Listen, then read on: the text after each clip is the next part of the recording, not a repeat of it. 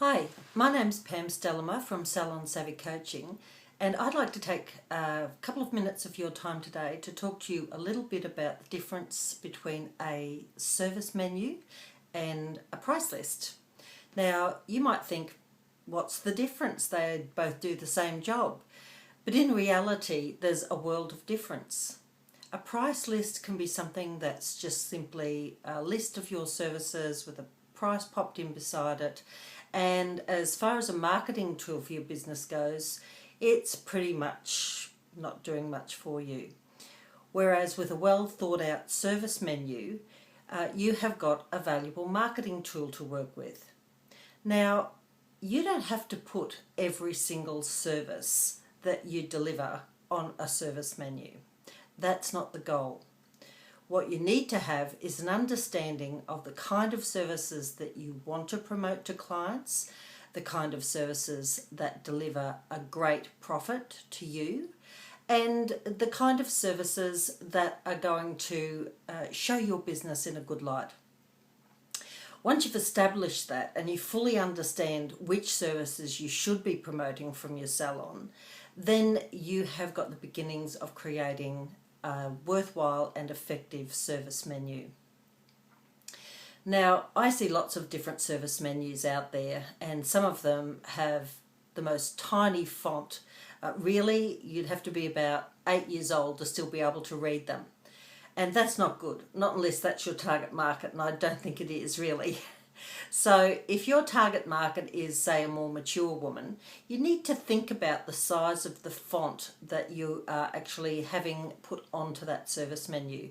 Tiny fonts in hard to read colours are really not doing you any favours at all. So you need to think about that as well. How you lay out that service menu is also very, very important.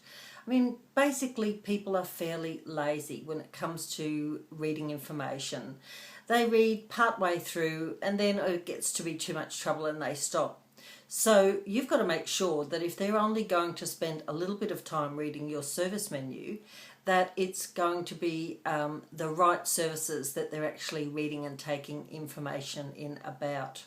So instead of putting your cheap and cheerful services on your service menu, you really need to be considering which services should be in which part of the menu to maximise the results of that service menu, so that when clients read it, they go, yeah, sure, I'll have that service. Sounds fantastic.